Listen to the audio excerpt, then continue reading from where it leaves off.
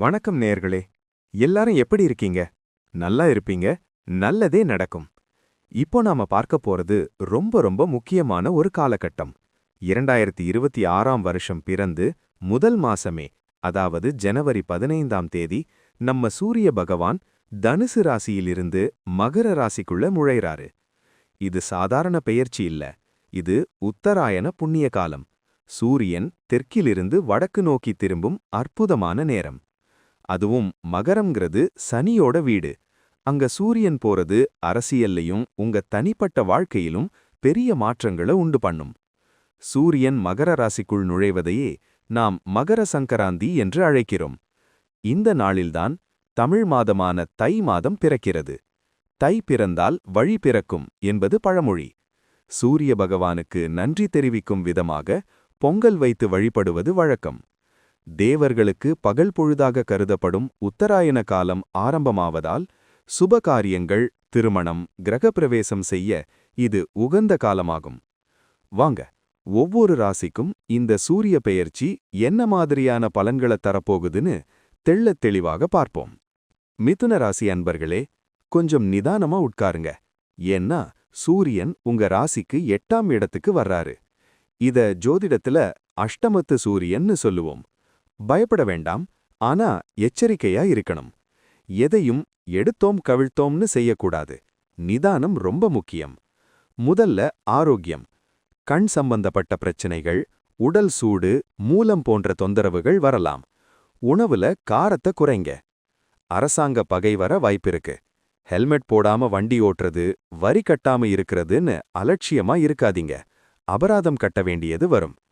அலுவலகத்துல வேலை பழு அதிகமாகும். ஒரு வேலைய 2 முறை செய்ய வேண்டிய சூழல் வரும். மேலதிகாரிகளோட விவாதம் பண்ணாதீங்க.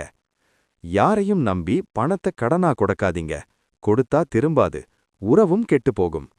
ஆனா ஒரு நல்ல விஷயம் என்னன்னா, எதிர்பாராத தனவரவு உண்டு. இன்சூரன்ஸ் முதிர்வு தொகை, பிஎஃப் பணம் கைக்கு வரும். மனைவி அல்லது கணவரோட சம்பளம் உயரலாம். அவங்க வழியில உங்களுக்கு பண உதவி கிடைக்கும். வாகனங்கள்ல போகும்போது வேகம் வேண்டாம். குறிப்பா இரவு நேர பயணங்களை தவிர்க்கிறது ரொம்ப நல்லது. குடும்பத்துல வார்த்தைகளை விடும்போது கவனமா இருங்க. சின்ன வார்த்தை பெரிய சண்டைய உண்டாக்கிடும். தந்தை வழி உறவினர்களால மனஸ்தாபம் வரலாம். சொத்து விவகாரங்களை பேச இது உகந்த நேரம் இல்ல. மாணவர்கள் படிப்புல கூடுதல் கவனம் செலுத்தணும். மனசு அலைபாயும், ஒரு நிலைப்படுத்தி படிக்கணும். பெண்களுக்கு உடம்புல சோர்வு இருந்துகிட்டே இருக்கும். மாதவிடாய் கோளாறுகள் வரலாம். மருத்துவரை பாருங்க. எதிரிகள் மறைமுகமா தொல்லை கொடுப்பாங்க. அவங்க கிட்ட இருந்து விலகியே இருங்க. புதுசா தொழில் தொடங்குற ஐடியா இருந்தா தயவு செய்து இந்த 1 மாசம் தள்ளி வைங்க.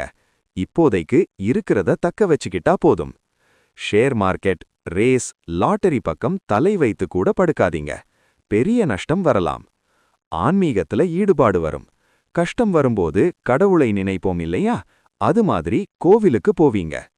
பழைய நண்பர்கள் திடீர்னு ஃபோன் பண்ணி பேசுவாங்க. அவங்க கிட்ட உங்க ரகசியங்களை சொல்லாதீங்க. முகம் தெரியாத நபர்களிடம் சமூக வலைத்தளங்களில் எச்சரிக்கையா இருங்க.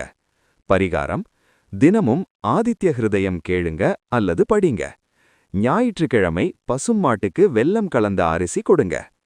சூரியனின் ஒளி எல்லா இருளையும் அகற்றுவது போல நவகிரகங்களின் அருள் உங்கள் வாழ்க்கையிலிருந்து தடைகளை அகற்றி அதிர்ஷ்டத்தின் ஒளி பரவட்டும். ஓம் நமோ நாராயணா. இதேபோன்று பயனுள்ள அடுத்த பதிவில் சந்திப்போம். நன்றி, வணக்கம். இந்த சேனல் உங்களுக்கு பிடிச்சிருந்தா மறக்காம சப்ஸ்கிரைப் பண்ணுங்க, ஷேர் பண்ணுங்க, லைக் பண்ணுங்க, கமெண்ட் பண்ணுங்க.